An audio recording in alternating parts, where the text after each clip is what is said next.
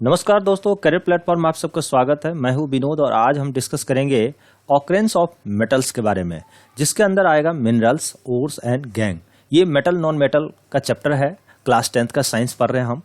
दोस्तों, इसमें इस तीनों में डिफरेंस समझना बहुत जरूरी है, क्योंकि एग्जाम्स में कई तरह के क्वेश्चंस पूछे जाते हैं इस पे। तो इसलिए करके इसको समझिए। मैं बहुत अच्छे तरह से इसको एक्सप्लेन करूंगा और आप लास्ट तक बने रहें। ठीक है दोस्तों, तो आगे हम बढ़ते हैं। कुछ अपनी कोचिंग के बारे में मैं बताना चाहता हूं। जो भी स्टूडेंट ऑफलाइन या ऑनलाइन मोड में पढ़ना चाहते हैं, तो हमारा साइट है careerplatform.in। इस साइट पे जो है सो आप जा करके वहां से नाम नंबर नोट करके आप कॉल करके या वहां से इंक्वायरी फॉर्म भर करके फिल करके आप जो है कोचिंग ले सकते हैं क्लास 10th के लिए। Math, science, SST, online offline. हमारी ऑफलाइन में ब्रांचेज मेहरौली, छतरपुर, मुनीरिका, उत्तम नगर, इस तरह से दिल्ली के कई एरिया में ब्रांचेज चल रहे हैं। चलते दोस्तों अपने टॉपिक पे। सबसे पहला जो हम लोग डिस्कस करेंगे आज, क्या डिस्कस करना है, मिनरल्स क्या है, ओर्स क्या है और गैंग क्या है। ठीक है, तो इसको हम कंटिन्यू करते हैं। दोस्तों, सबसे पहला पॉइंट है मिनरल्स। मिनरल्स क्या है, इसके बारे में हमें समझना बहुत जरूरी है। तो देखिए, मिनरल्स क्या है? द एलिमेंट और compounds which occurs naturally in the earth crust are known as minerals. जो भी हमारा अर्थ क्रस्ट है, जैसे जो भी हमारा अर्थ क्रस्ट है, इस अर्थ क्रस्ट के अंदर जो भी एलिमेंट या कंपाउंड्स नेचुरली प्रेजेंट है, नेचुरली गॉड गिफ्टेड है, एक तरह से नेचुरली प्रेजेंट है, उसी को हम लोग मिनरल्स बोलते हैं। एक तरह का मिनरल्स और ओर्स में स्लाइटली डिफरेंस है, और वो मैं बताऊंगा क्या होता है। मिनरल्स एक तरह का रॉ मटेरियल हुआ जो धरती के नीचे से हम निकालते हैं। अगर कोई भी चीज निकालते हैं उसमें मिट्टी, पानी, सैंड, काफी सारे चीज उसमें जो है सो मेटल, सारे चीज मिक्स रूप में रहता है अर्थ क्रस्ट के अंदर। ठीक है, तो इसीलिए मैंने लिखा है कि द एलिमेंट और compounds which occur naturally in the earth crust are known as minerals. ठीक है दोस्तों, अब हम समझेंगे ओर्स क्या होता है। दोस्तों, इस मिनरल्स के बाद ओर्स के बारे में जानेंगे हम। ओर्स क्या होता है? देखिए, ओर्स क्या होता है कि minerals that contain very high percentage of particular metals and the metals can be profitably extracted from it, such minerals called ores. देखिए क्या होता है कि मिनरल्स, जैसे अगर हम बात करें, इसके अंदर आपका समझ लीजिए मिनरल्स है, तो इस मिनरल्स के अंदर कुछ ऐसे जरूर मेटल्स होंगे, कोई ऐसा पार्टिकुलर मेटल्स होंगे जिसकी परसेंटेज क्या होगी, सबसे ज्यादा होगा। तो इसको इस मिनरल्स में से निकाल करके और हम उसको बेचेंगे तो उससे क्या होगा, मुझे पैसे मिलेंगे, तो उसी को हम ओर्स बोलते हैं। तो मिनरल्स के अंदर तो कई सारा चीजें है ना, इसमें जो हाई परसेंटेज में जो पार्टिकुलर कुछ न कुछ मेटल तो होंगे, या तो आपका आयरन्स के कुछ होंगे पार्टिकुलर, जैसे आयरन्स के कुछ ओर्स होते हैं, जैसे फॉर एग्जांपल की अगर हम बात करें Fe2O3 जिसको बोलते हैं हेमाटाइट, या Fe3O4 जिसको बोलते हैं मैग्नेटाइट।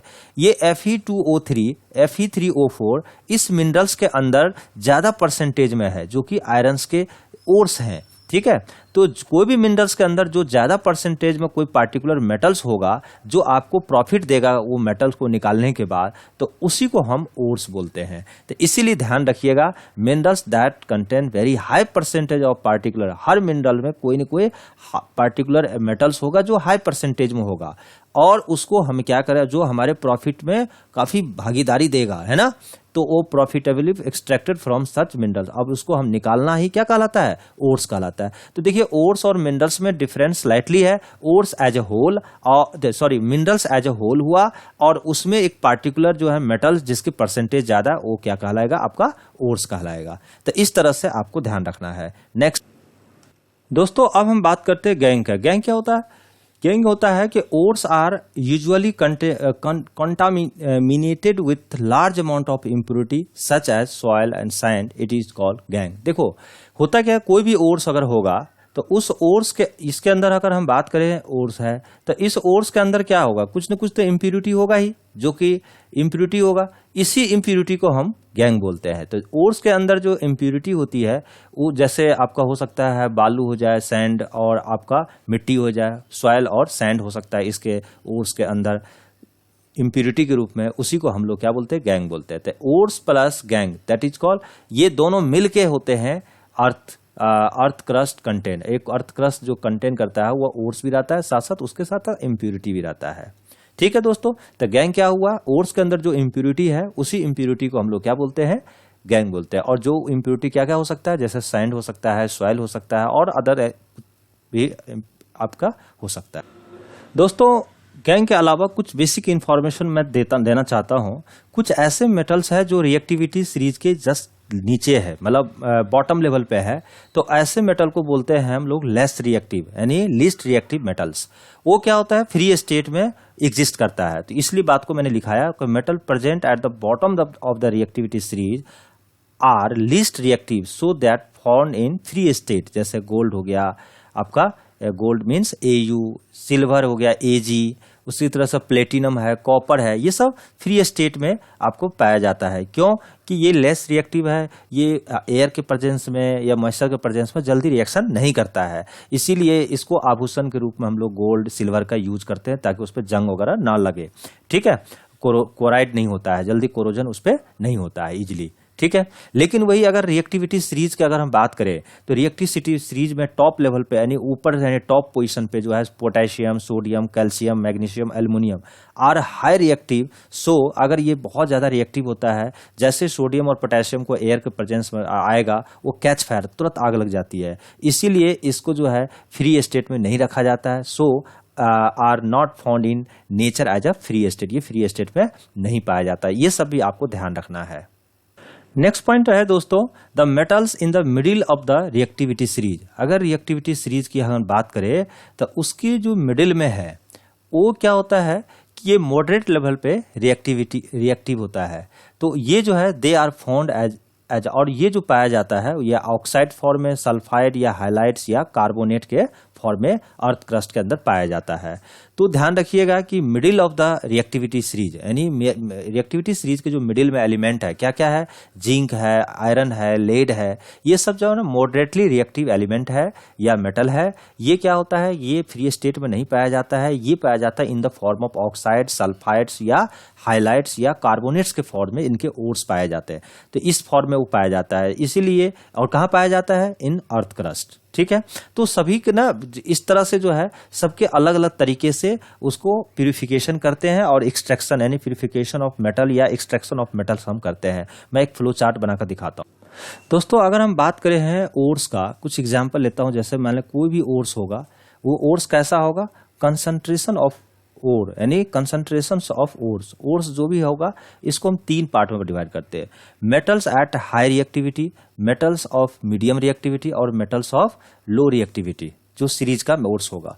तो जो हाई रिएक्टिव एलिमेंट्स होंगे या जो भी हाई रिएक्टिव मेटल्स होगा, जैसे सोडियम हो गया, पोटेशियम होगा, इसको कैसे हम ओर्स से मेटल को हम तैयार करेंगे, उसके लिए तैयार करने का हमारे पास जो है ना हाई रिएक्टिविटी मेटल को तैयार करने के लिए, क्योंकि हमें क्या करना होगा, इलेक्ट्रोलाइसिस मेथड से एक्सट्रैक्शन करना पड़ेगा। इलेक्ट्रोलाइसिस ऑफ, ठीक है, मोल्टेन ओर्स, और उसके बाद हम प्योर मेटल हम पाएंगे, प्योर मेटल हमें मिल जाएगा।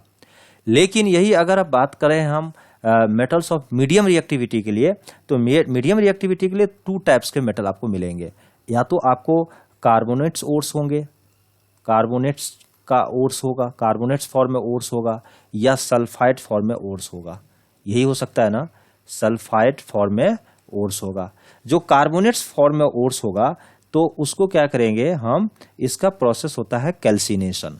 ठीक है, कैल्सिनेशन का प्रोसेस करके हम ओर को एक्सट्रैक्ट करेंगे। कैल्सिनेशन में क्या होता है, ये जो है इसमें कार्बोनेट टाइप के ओर्स अटैच रहता है, मतलब मेटल जो है ना कार्बोनेट के फॉर्म में अटैच रहेगा, और यहाँ पे क्या होगा, सल्फर से कोई भी मेटल अटैच रहेगा। तो इस सल्फर जब अगर उसको प्रेजेंट होगा तो यहाँ पर हम लोग रोस्टिंग करके, ठीक है, रोस्टिंग करेंगे। और कैल्सिनेशन और रोस्टिंग से दोनों प्रोसेस से होता क्या है, मेटल को ऑक्साइड में कन्वर्ट हो जाता है, ऑक्साइड्स ऑफ मेटल।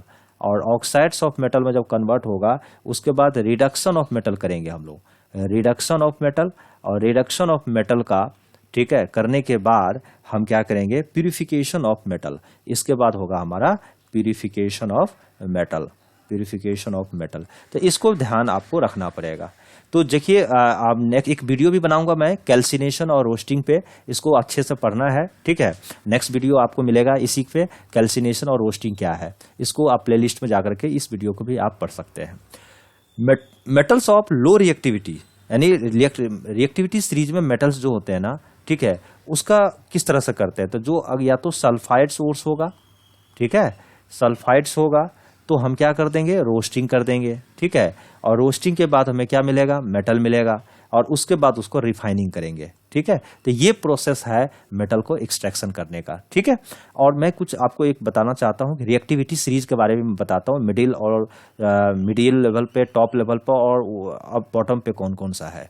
दोस्तों ये जो देख रहे हैं ना, ये पोटेशियम से लेकर के अगर हम बात करें तो पोटेशियम से ये है ना आपके टॉप रिएक्टिव एलिमेंट है, ऊपर वाले अगर हम बात करें, ठीक है। और ये ज़्यादा रिएक्टिव है, ये मेन बेस कहाँ से लिया जाएगा, हाइड्रोजन से, और ये लेस रिएक्टिव है। तो अगर हम बात करते हैं कि इस रिएक्टिविटी सीरीज में सबसे टॉप पोजीशन जैसे potassium, sodium, calcium, magnesium, aluminium, यहाँ तक तो आप ले लीजिए आप सबसे हाईली रिएक्टिव एलिमेंट। उसके बाद क्या होगा आपका, जैसे जिंक हो गया, जिंक तक आप इधर देख लीजिए, जैसे लेड हो गया, ये सब क्या है, मॉडरेट लेवल पे रिएक्टिव एलिमेंट है। और ये क्या हो गया, लिस्ट लेवल पे है, लिस्ट है, ठीक है। तो ये लिस्ट हो गया, ये हो गया आप हाई आपका, और ये जो है कुछ एलिमेंट यहाँ से लेकर इस तक, ये हो गया आपका मॉडरेट लेवल पे, ठीक है।